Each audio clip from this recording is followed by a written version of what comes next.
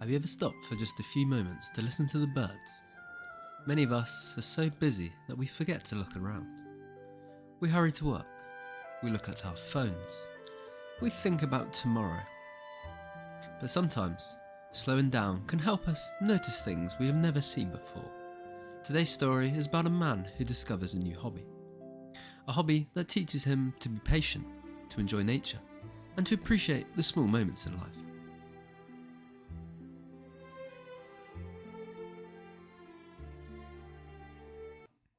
It was a cool Saturday morning in late March.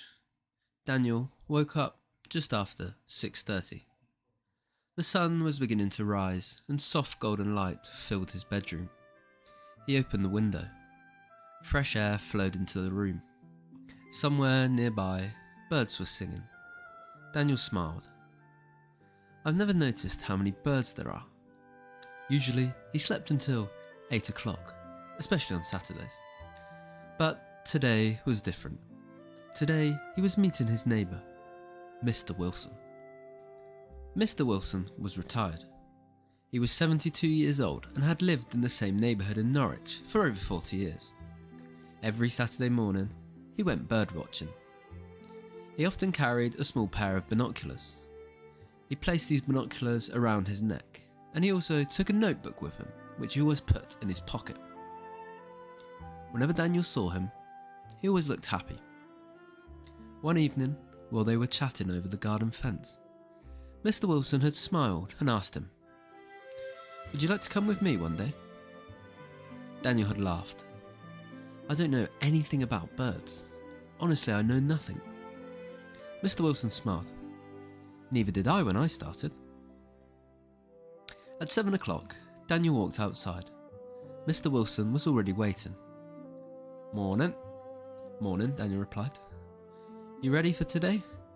"Yeah, I think so. I'm excited. I'm ready to go." Mr. Wilson handed him a spare pair of binoculars. "You can borrow these, son." "Thank you. They're not fancy, but they're perfect for beginners, and they certainly do the job." Together, they walked towards the local nature reserve. The streets were quiet. Only a few cars passed by. The air felt fresh. As they entered the reserve, everything became peaceful. Tall trees surrounded the walking paths. Small ponds reflected the blue sky. Wild flowers grew beside the paths. The only sounds were birds singing and leaves moving gently in the breeze. Mr. Wilson stopped suddenly and abruptly. "Listen," he said. Daniel stayed quiet. At first, he heard nothing as usual. Then, "There," he said. Mr. Wilson pointed towards a nearby tree. Daniel lifted the binoculars to his eyes.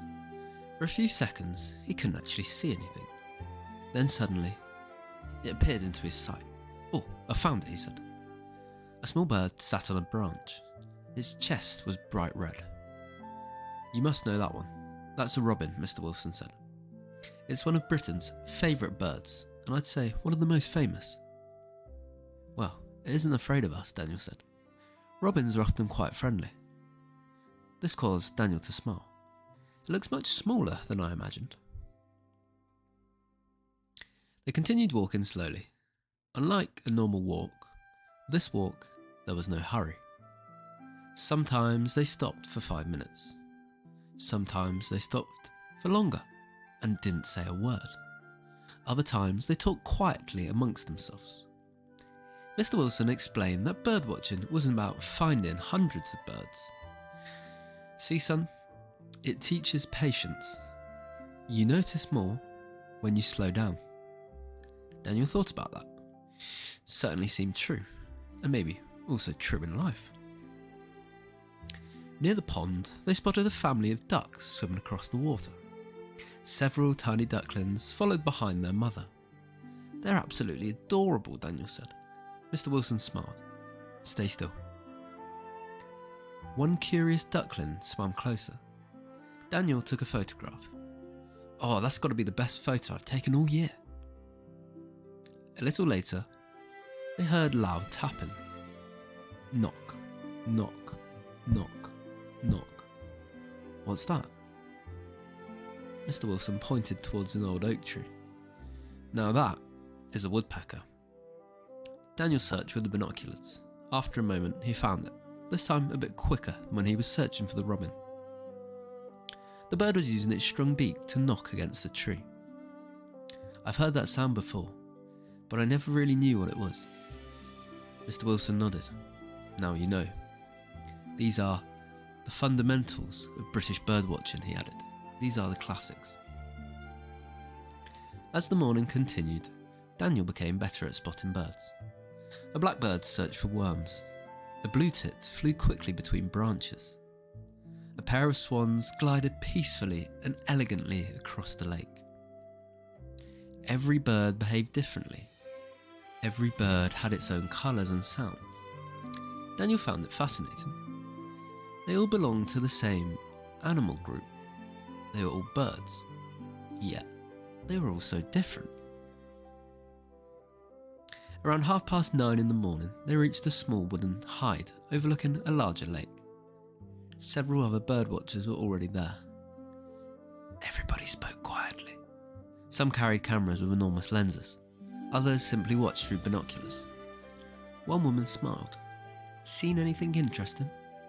Mr. Wilson nodded. Yes, a lovely woodpecker. Well, we've just spotted a heron, the woman said. Daniel peered across the lake. Standing perfectly still, near the water's edge, was a tall grey bird. Hasn't moved at all. Hasn't moved since I've seen it. Mr. Wilson smiled. Herons can stand like that for a very long time, son. They're excellent hunters. Daniel watched carefully. And then, as if by magic, suddenly the heron moved, and its head shot forward. A moment later, a small fish came out of the pond. Wow. Mr. Wilson laughed. Patience, son, patience. By now, Daniel realised something. He hadn't looked at his phone once. Usually, like most people, he checked it every few minutes. Today, he had forgotten all about it. Instead, he was too busy watching birds. He was caught up in all of it. He was listening to the wind, enjoying the sunshine, noticing parts of ponds, lakes, and woodlands he'd never seen before. He also felt calmer than he had been in previous weeks. 10 o'clock arrived. They stopped at a small cafe behind the reserve. Daniel ordered a bacon sarnie and a cup of tea. Mr. Wilson chose tea and a slice of fruitcake. They sat outside overlooking the lake. So, Mr. Wilson asked, what do you think of that, son? Daniel smiled. I thought birdwatching would be boring. And now? Well, I think I understand it. Go on then. What do you understand? It isn't really just about the birds. Mr. Wilson couldn't hide his smile. He was certainly pleased. What is it about then? Daniel thought for a moment. Well, it's almost about slowing down, enjoying nature, and just relaxing. Mr. Wilson smiled. Couldn't have said it better myself. Well put, well put. After finishing their tea, together they slowly walked home. As they reached the end of the street, Mr. Wilson pointed towards the rooftop. Oh, look, one last bird. Daniel looked through the binoculars. A small group of house sparrows sat together, chirping noisily in the sunshine, waking up neighbours. They've probably been here every day. Well, they have.